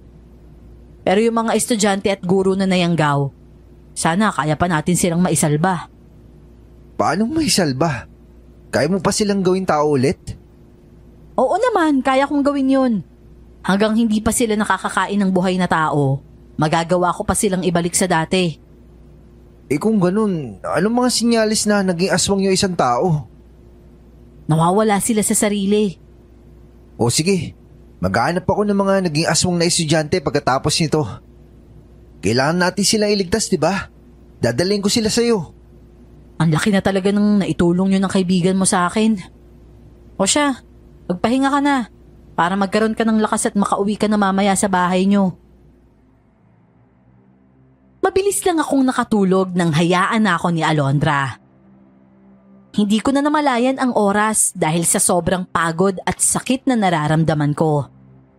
Nagising na lamang ako nang may mahinang tumapik sa pisngi ko. Uy, Aris, gising na huy. Paggabi na. Kanina pa ako naghihintay dito, gumising ka na. Bakit ba? Kanina ka pang umaga natulog eh. Gabi na. Elias? Nasa bahay pa pala ako ni Alondra. Oo, nasa bahay ka pa nila kaya mahiya ka naman. Lumabas na nga lang yung kapatid niya dahil siya yung nahiya sa atin eh. Nasa na ba si Alondra? Lumabas para pumitas ng halamang gamot na ipantatapal daw sa sugat mo. Ganun ba? Kamusta pala sa school? Anong nangyari? Nakita na ba yung katawan ni Ma'am Rivera? Yun na nga. Kaya nga hinihintay rin kita magising eh. Kailangan mo malaman. Nasabi ko na kay Alondra. Nasabi yung alin? Na walang kahit anong bakas na nangyari sa kusina ng kantin. Pinalabas nilang nag-resign si Ma'am Rivera. Ano? Mukhang hindi basta-basta to, Aris eh. Paano nila nalinis ng ganong kabilis ang lahat? Wala pang 2 oras mula na umalis tayo. Naayos na nilang lahat na para bang walang nangyari. Di ibig sabihin lang nun. Mataas na opisyalis ng school yung pinakapinuno ng aswang. Nakabalik na ba si Sir Torres? Isa pa yun. Oo, nakabalik na siya kanina. Mukhang si Sir Torres yung... Yun nga din yung iniisip ko eh. Kanina habang naglalakad ako palabas ng school, nakita ko siya. Ang sama nga ng tingin niya sa akin eh. Oh, gising ka na pala, Aris. Nagdala ako ng mga halamang gamot para ipanglinis ulit sa sugat mo. Bago ka man lang umuwi sa inyo. Salamat, Alondra. Hindi ka na dapat nag-abala pa. Sus, dapat lang malinis yan, no? Baka mamaya hindi ka nga maging aswang. Magkasakit ka naman dahil sa impeksyon. Oo nga naman. Kailangan kong gamutin yan hanggang sa tuluyan kang gumaling. Nga pala, habang tulog ka kanina dito, nag-imbita ako ng mga manunugis ng aswang. Magpaplano tayo ng tamang araw kung kailan natin tutugisin yung lahat ng aswang sa eskwelahan nyo. Ha? Ano ba yung mga manunugis ng aswang na yan? Sila yung mga nanghuhuli ng aswang. Hindi natin kakayanin kung tayo lang. Kailangan natin ng tulong. Ang inaasahan mo ba mga lagpas 10 yun? Oo. At saka masyado kong binabaan yung estima ko dito sa aswang na kalaban natin. Kala ko kasi iisa lang o di kaya ko konti lang. Pero mukhang magaling magpalahi ang aswang na to eh. Kung ganun, anong plano at kailangan nating gawin? Magiging malaki ang papel niyong dalawa, Aris at Elias, para sa magiging katapusan ng misyon nating to. Sinabi ni Alondra ang buong plano sa amin. Maingat niyang sinabi ang pagkakasunod-sunod ng mga gagawin namin. Walang dapat papalpak sa amin. Walang dapat magkakamali. Dahil sa oras na magkamali, hindi lang kami ang mapapahamak, kundi maging ang buong baryong kinatitirikan ng eskwelahan namin. Ano, naiintindihan niyo ba yung buong plano? Oo, Alondra. Dinandaan ko na rin lahat para hindi ako pumalpak. Nakakakaba naman to. Kapag pumalpak tayo, Aris, siguradong sira yung plano. Huwag niyo kasing isipin papalpak. Kayang-kaya niyo yan. Parang ang dali lang isipin. Pero kapag nandun na kami, siguradong mahirap. Tignan mo yung nangyari kay Aris. Hindi na to mangyayari pa ulit. Sinisiguro ko yan sa'yo. Huwag kang mangako. Siguraduhin mo kasi baka mag-agaw buhay ka na sa susunod. Huwag ka nga magsalita ng ganyan. Sapakin kita dyan eh. Gusto mo ikaw yung mag-agaw buhay ngayon. Bumusangot si Elias. Alam ko namang nag-aalala lang siya. Maski ako, hindi ko rin maiwasang isipin na pwedeng mapahamak ako ulit o maging mas matindi pa ang mangyari sa akin. Pero nakasalalay ang maraming buhay sa gagawin naming ito. Hindi lang ito basta para sa amin. Mabuti na lamang at hindi kinwestiyon ni Mama ang sugat ko sa binti. Sinabi ko sa kanya na nakagat ako ng aso at dinala ako ng teacher ko sa may ospital para paturukan ng anti-rabies. Nag-alala siya, pero hindi na niya ako tinanong pa ng kung ano-ano. Kagaya nga ng sinabi ni Elias, talagang tila normal lamang ang nangyayari sa loob ng school. Parang walang nangyari matapos ang pagkawala ni Ma'am Rivera. Kahit halos araw-araw ay may nagrereklamong magulang sa principal's office. Walang galaw ang mga opisyales. Bagay na hindi na namin ipinagtaka. Basta't pinaghandaan na lang namin ang nalalapit na paglaban namin sa mga aswang. Hanggang sa dumating na nga ang araw na napag-usapan. At habang abala ang lahat sa pagtatapos ng klase nung araw na yon, kami naman ni Elias ay nagpaalam na magbabanyo lang. Tama na ba tong uling na nilagay ko, Aris? Oo, tama na yan. Bilisan mo na. Umaapoy na tong akin. Malapit na mag-uwian. Ito na nga eh. Ito naman no. Akala namang madali lang tong pagpapausok ng kamang yan. Dapat pala mas inagahan natin. Kapag nagsialisan na yung mga estudyante, baka mapasama pati yung mga hindi aswang. Kaya nga eh. Ito na. Umaapoy na yung akin. Okay na ako. Tapos na ako maglagay ng mga kamangyan. Nangangamoy na ba? Oo, Aris. Mauna ka na sa labas. O sige, basta sumunod ka ah. Sus, oo naman no. Hindi pwedeng hindi. Nagmamadali akong lumabas ng banyo at pinausukan ang paligid. Nakasuot ako ng pangontra sa aswang, kaya hindi ako maaamoy at malalapitan ng mga aswang na lalabas. Ilang saglit pa, nagtataka na ang mga estudyante at guro kung bakit may usok at kung ano ang ginagawa ko. Hanggang sa isang teacher ang pumangit ang itsura sa oras na maamoy ang usok ng insensong kamangyan. Nagmamadali itong tumakbo palabas ng classroom, pati na ang 3 estudyante sa loob ng room. At doon ko na isinara ang pinto at sinabihan silang wag na wag munang lalabas kung ayaw nilang mapahamak. Nagtataka man, hindi rin naman sila lumabas. Ganon din ang ginawa ko sa sumunod pang mga classroom. Inalak ko ang mga pinto sa oras na lumabas na ang aswang. Hanggang sa makaakyat na ako sa 4th floor at naubos ko na ang mga aswang. Kitang-kita mula sa 4th floor ang pagtakbo ng mga aswang. At kagaya ng inaasahan, napakarami nga talaga nila. Nang masigurong nakalabas na ang lahat ng aswang, tumakbo na ako pababa ng hagdan at palabas ng school. May ilang estudyante ang hindi sumunod sa amin ni Elias. Lumalabas sila kahit hindi naman sila aswang. Pero siguradong hindi sila susunod sa pupuntahan ng mga aswang. Aris, pagod na ako.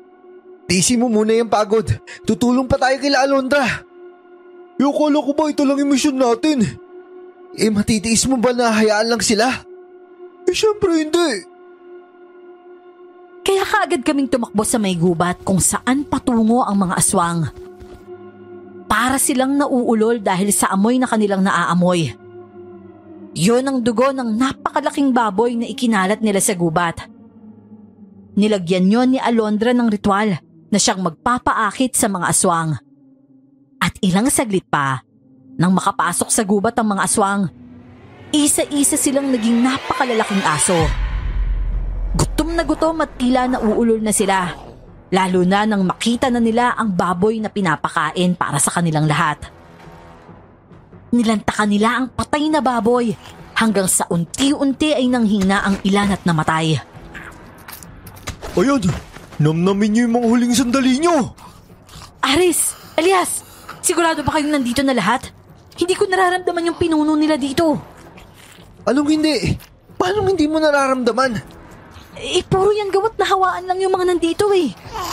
Anak no, nakalimutan ko yung office ng mga teacher. Ano? Napakaulyali mo talaga, Elias! Sorry naman. Natalanta na ako kanina eh. Yung mga estudyante, balikan nyo. Baka kung ano nangyari sa kanila. Nagkakamatayan na ang mga kumain ng baboy dahil may nilagay si Alondra na lason sa kanilang pagkain. Kaya tumalikod na kami at pabalik na sana sa school kasama ang 3 manunugis ng aswang na hiningaan ng tulong ni Alondra. Pero bago pa man kami makaalis, nabigla kami ng nasa 7 guro ang nasa harap namin. At nasa gitna si Sir Torres na ngayon ay nakangisi. At saan kayo pupunta? Hindi ba't gusto niyo makipaglaro? Sir, sinasabi ko na nga ba ikaw yung pinuno ng aswang? Ramdam niyo naman pala. Pero bakit hindi niyo kaagad ako hinuli? Ang hihina niyo naman! Mahina? Baka hindi mo kilalang minamaliit mo, sir. At talagang nagdala pa talaga kayo ng batang albularya dito? Napakadami mong satsat. Masyado nang mahaba yung paghihintay namin na mapatay kayo. Pagod na kami. Kaya tapusin na natin to. Kung ganon, halika batang albularya. Kalabanin mo ang bangis na isang harimodon! Agad kaming napaatras nang biglang yumanig ang lupa. Kasabay ng pagyanig nito ay ang pagbabago ng anyo ni Sir Torres. Naging dambuhala ito sa laki at ang kanyang muka ay tila baboy. Kasunod nun ay dumagundong ang malahalimaw na pag-igik niya. Sinasabi ko na nga ba, Aris? Hindi to basta-basta! Alondra, ano yan? Siya ba yung nanghahawa ng pagkaaswang? Bakit para siyang baboy? Samantalang aso yung hinawaan niya. Ordinaryong mga aswang lang kasi ang kaya niyang gawin. At yung mga aso ang pinaka-ordinaryong aswang. Mamaya na tayo magpaliwanagan, Aris. Tapusin na natin yung mga perwisyong to. Isa-isang naging aso ang iba pang guro. Sabay-sabay rin silang sumugod sa amin na para bang sabik na sabik kaming kainin. Nagmamadali kong inilabas ang buntot pagi ko na may basbas pa ng holy water. Halos tumalon ako sa bawat hampas ko ng buntot pagi sa mga lumalapit na aswang. Kahit na ordinaryong aswang ay mahirap kalabanin. Paano pa kaya ang isang pinuno gaya ng harimodon? Isang aswang lang ang napatay ko. At sa paglingon ko, patay na rin ang iba pa dahil napatay na ng mga manunugis. Madali na lang para sa kanila ang pumatay ng mga aswang. Hinihingal na nilingon ko si Alondra na abala sa pakikipaglaban kay Sir Torres. Manghang-mangha ako habang ekspertong iniiwasan ni Alondra ang bawat pag-atake ng harimodon. Napakaastig talaga niyang tingnan. At gamit ang kanyang kampilan, tumalon siya. Hiniwa niya ang braso ng harimodon. Pero wala yung talab. Umungo lang ito na nasasaktan. Tulungan na natin si Alondra para matapos na to! Aris! Sabuyan mo siya ng holy water!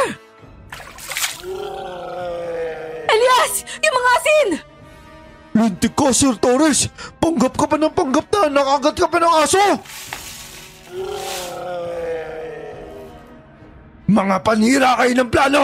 Mga buwisit kayo! Kahit anong plano ng isang masamang kagaya nyo, hindi kayo magtatagumpay!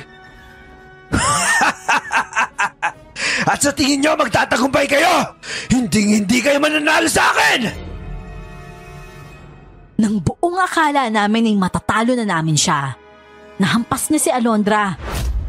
Tumalsik si Alondra sa lupa pati na rin ang kanyang kampilan. Napasinghap kami sa nangyari, lalo pa at nabali ito. Hindi to pwede! Hindi ka mananalo! Heto sa'yo! Buwisit ka, aswang ka! Ah! Hinampas ko siya ng buntot pagi sa muka. Sunod-sunod ang pagkakahampas ko dahil sa matinding galit. Sumunod na rin ang mga manunugis ng aswang. Sinabuyan nila ito ng asin at bawang, pati na rin ng holy water at kung ano-ano pa. Umuusok na ang balat ng harimodon. At nang mapaluhod na ito, hindi na siya nakagalaw pa. Doon palang nakabawi si Alondra. Tumayo siya at kinuha ang kanyang putol na kampilan. Tama na! At sa tingin mo maaawa kami kung sasabihin mo yan? Sana nung pinatay mo yung mga kawawang estudyante, naawa ka rin! Mga buwisit kayo! Hindi ako makapaniwala na mga bata lang ang makakagawa nito sa akin! Dahil masyado nyo kaming minamaliit, kaya etong sayo! Hinarak ni Alondra ang putol na kampilan sa dibdib ng Harimudon. Sakto yun sa puso niya. At kaagad na napaluhod ang Harimudon. Kasunod ng unti-unting pagkaabo nito. Hingal na hingal si Alondra na nilingon kami ni Aris.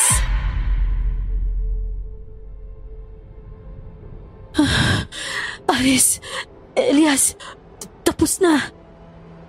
Totoo na ba to? Talagang wala na yung aswang? Wala na. Alondra, dumudugo yung ilong mo. Wala to. Nasobrahan lang sa... Alondra! Bumagsak si Alondra pero buti na lang at kaagad ko siyang nasalo. Mukhang napagod siya ng husto sa naging labanan. Nag-angat ako ng tingin kay Elias na mukhang nag-aalala rin. Sinabi niyang iuwi ko na si Alondra sa bahay niya at sila na ang bahalang mag-ayos ng lahat. Kahit na ang mga manunugis ng aswang, ganun din ang sinabi sa akin. Sinunod ko ang gusto nila at pagdating ko sa bahay nila Alondra, ang kapatid na niya ang gumamot sa kanya. Ang sabi nito, kailangan lang magpahinga ng kanyang ate dahil sobra itong napagod mula sa paghahanda. Isa ang kapatid ni Alondra sa lumabas na nang mag-insenso kami ni Elias. Alam niya rin kasi ang plano. Imposibleng hindi malaman ng kapulisan at ng buong baryo ang nangyari. Pero hindi lumabas ang balita sa baryo namin. Kagaya kasi ng sinabi ni Alondra, may kilala siyang aswang. Hindi namin alam kung paano ang nangyari. Basta't nagsara ang eskwelahan dahil daw nag-alisan ang mga teacher dahil sa mga opisyales ng eskwelahan. Kapag binabalikan ko yung nangyari nung gabing yun, parang hindi ako makapaniwala. Parang panaginip lang ang lahat, no? Tama ka, Aris. Mabuti na lang nagsara yung school. Nakalipat tayo. Hindi ko na kaya pumasok sa school na yun. Lalo na't alam ko may nangyaring ganun doon. Ang galing din talaga magtago ng gobyerno, no? Parang walang nangyari. Sinabi mo pa, 2 buwan pa lang yung nakakalipas eh. Napagtakpan na kagad nila. Mabilis naman pala sila kumilos kapag kailangan eh. Pero kapag tulong para sa bayan... Huwag mo na lang ituloy, Aris. Baka may makarinig pa sa'yo. Siya nga pala. Iniwalayin na pala ni Mama si Rigor. Oh? Ilan lang? Kahapon lang. Pinalayas niya si Rigor kasi lasing na naman at nagwawala. Balak na naman ba akong pagtripan? Ako na naman yung gustong gawing punching bag. Mabuti at lumayas naman. Hindi pa ba siya lalayas naglabas niya ng itak si Mama. Mukhang nagbabago na talaga yung mama mo ah. Congrats naman kung ganun. Pero hindi kaya nagkakaganyan yung mama mo. Kasi dahil natatakot na baka iwanan mo siya at kunin ka ng papa mo. Tol, ano? Tuloy ba yung alis mo? Aalis ka, Aris? Nahinto ang usapan namin ni Elias nang biglang dumating si Alondra. Bitbit ang 3 bote ng soft drinks at mga chichirya. Nagulat pa kami pareho ni Elias nang bigla siyang nakipagkita at sinabing may pag-uusapan daw kami. Itong si Aris? Balik kasi siyang kunin ng papa niya eh. Pupunta siya ng Australia. Pero hindi pa naman sigurado yun. Hindi pa rin tumatawag si Papa hanggang sa ngayon. Pero kung sakali, aalis ka nga? Hindi rin ako sigurado. Sus, excited ka kaya umalis sa poder ng mama mo noong nakaraan? Oo. Excited ako noon. Pero ngayon kasi, pakiramdam ko kailangan ako ni Mama. Kaya nagbabago siya. Napapaisip tuloy ako kung kaya ko ba siyang iwanan. Di kausapin mo yung mama mo. Kausapin? Tukol naman saan? Tungkol sa binabalak mo. Na gusto mong sumama sa papa mo. Kapag pinigilan ka ng mama mo, di tanungin mo kung bakit. At kung sinagot ka naman niya kung bakit, isipin mo kung valid ba yung sagot na yun para hindi ka na rin tumuloy. Tingin mo? Sa tingin ko, yun yung tamang gawin. Tama si Alondra, Aris.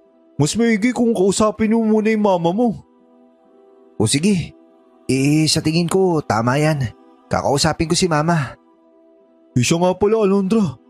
Bakit mo ba gusto kami makausap? Oo nga pala. Munti ko nang makalimutan eh. Tungkol pala to sa bagong misyon na i-offer ko sa inyo. Ano? Bagong misyon? Oo. Doon kasi sa may kabilang baryo, may problema daw sila sa isang manananggal. Ilang buntis na daw ang nabibiktima nun eh. Ako kasi yung kinukulit dahil nga maraming nagre-rekomenda sa akin. Baka naman pwede niyo akong samahan ulit. Naku, Alondra. Hindi pa nga kami nakakamove on dun sa dinanas naming hirap nung kinalaban natin yung sangkaterbang aswang sa eskwelahan na yun. Tapos aayain mo na naman kami sa kapahamakan. Sabi mo nga, babayaran mo kami pero hindi mo naman kami binayaran. Ganon? Ibig sabihin, ayaw nyo? Ako, gusto ko. Uy, Aris, baka nakakalimutan mo muntik ka na maging aswang. Kung makakatulong ako sa'yo, Alondra, gugustuhin ko yun. Tsaka isa pa, boring dito Panay pag-aaral lang yung inaatupag. Mabuti pang sumama sa'yo. Kesa naman ito'y makasama mo, si Elias. Puro kalokohan to Lintik naman to. Ako pa nga yung naturo na pasimuno ng kalokohan. Sasama ka ba talaga, Aris? Oo nga. Sumama ka na rin para may paglibangan naman tayo. Para ka namang gago Sa panghuhuli ng aswang, paglilibangan mo yun? Oo. Bakit ba? Bagong hobby yun, kumbaga. Wala, kayo na lang. Huwag niyo na ako damay dyan. Elias naman Sige na, sumama ka na. Huwag kang mag-alala, Elias. Sa pagkakataong to, babayaran ko na talaga kayo. Sus, may trust issue na ako, no? Ayoko nga. Elias naman ano pa ba dapat kong gawin para mapapayag ka namin? Oo nga naman. Sabihin mo na, Elias. Kakainis naman tong mga to. Parang wala na akong karapatan mamili. Sige na nga, sige na. Payag na ako. Basta wag lang kayo makulit Yun! I love you talaga, Elias. Yak! Ew! Kadiri ka! Nagtawanan kami ni Alondra nang dahil sa reaksyon ni Elias. Pagkatapos noon ay nagkwentuhan na kami ng kung ano-ano habang kumakain ng chichirya at soft drinks. Hanggang sa napunta ang usapan sa pag-aaral namin ni Elias. Kayong dalawa, gagraduate na ba kayo ngayong taon? Ewan ko lang kay Elias. Pero ako, siguradong gagraduate na ako. Pasado na yung periodic test ko ngayong quarter Saka palagi na ako nagsusulat sa notebook ko at saka nagre-recite. Ano nga kala mo sa akin hindi gagraduate? Nagbagong buhay na ako, no? Balita ko kapag magnenegosyo, dapat nakagraduate din para hindi lamangan ng mga tao. Mas kagalang-galang daw ang negosyante kapag graduate Mabuti naman kung ganun. Masaya ako na may balak na kayo makagraduate. Sayang naman kasi yung oportunidad na meron kayo kung hindi nyo rin naman gagamitin. Hanggat may nagpapaaral sa inyo, sulitin nyo yun. Abe, oo naman. Narealize ko lang din yan nung nakaraan. Dahil sa'yo. Dahil sa akin? Oo. Di ba kasi nasabi mo rin sa akin yan? Ay naku, huwag ka maniwala dyan, Alondra. Dahil talaga may gusto siya Hindi ko na pinatapos pa sa pagsasalita si Elias. Kaagad kong tinakpan ang kanyang bibig at saka nginitian si Alondra. Ayaw ko pang aminin noon, Miss Clar. Pero habang mas tumatagal na palagi kong nakakasama si Alondra sa mga laban namin, kasama ang mga aswang at iba pang elemento, unti-unti kong napagtatanto na talagang may gusto na ako sa kanya. Si Alondra kasi, sobrang astig niyang albularya. Cool lang siya at maangas ang dating na siyang bumihag sa puso ko. 1 taon ang lumipas matapos noon. Umuwi si Papa at sinabing susunduin na niya ako para sa Australia magpatuloy ng kolehiyo. Pero kaagad ko yung tinanggihan. Nagbago na si Mama at ayoko siyang iwan, lalo na't nalaman kong may sakit na siya at gusto niya ng mas mahabang oras kasama ako. Sa ngayon po, Miss Clary, 10 taon na kaming magkarelasyon ni Alondra. Hindi pa kami kasal pero nagbabalak na.